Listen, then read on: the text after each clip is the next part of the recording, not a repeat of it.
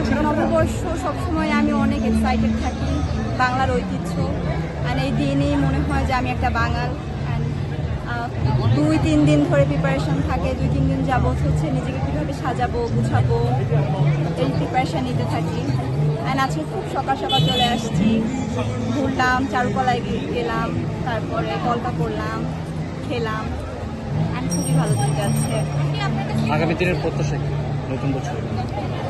আগামী দিনের প্রত্যাশা বলতে আমি একটা জিনিসই সবসময় চাই যে নতুন যে প্রজন্ম আসবে তারাও এতটা এক্সাইটেড থাকুক নববর্ষের প্রতি, বাংলার ঐতিহ্যের প্রতি, বাংলার সংস্কৃতির প্রতি এতটাই এক্সাইটেড হয়ে তারাও উদযাপন করুক, এটাই আমি সবসময় চাইব। আজকের প্ল্যানিং কি আছে আপনার? জি, আজকের প্ল্যানিং কি আছে? আচ্ছা, আজকের প্ল্যানিং বলতে সকালে আসলাম, এখন পান্তা ইলিশ খাবো, তারপরে ফুচকা খাবো, মেলা দেখতে যাব, এরপর বিকেলে আমি আমার ফ্যামিলির সাথে বের হব, আগারগা যাব, মেলায় যাব। অ্যান্ড সারাদিন আজকে আমি এভাবে বাঙালিয়ানার মধ্য দিয়ে সেলিব্রেট করতে চাই। পহেলা বৈশাখ মানে কি, এটা যদি সংক্ষেপে একটু বলতেন আমাকে।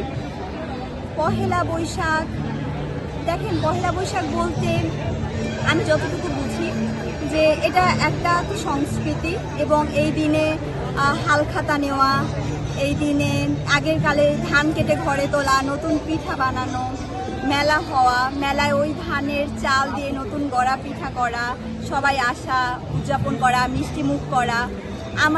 আমার মনে হয় এটাই নববর্ষ, সব বাঙালিরা একসাথে হওয়া। এবারের বৈশাখের সব থেকে আকর্ষণীয় ব্যাপার কোনটা ছিল আপনার নজরে? আমার নজরে এবার বৈশাখে সব থেকে আকর্ষণীয় আমার মনে হয় যে এবার জানি না সবসময় লাগে, বাট এবার আমার মনে হচ্ছে যে সর্ব অঙ্গনের মানুষ অনেক সেজে গুজে একসাথে হয়েছে, সবাই অনেক বৈশাখ নিয়ে অনেক আমেজপূর্ণ একটা মনোভাব ধারণ করছে, আমার এটাই মনে হচ্ছে। গতবারের এমন কোনো স্মৃতি আছে কি যেটা এবার মিস করছেন আপনি?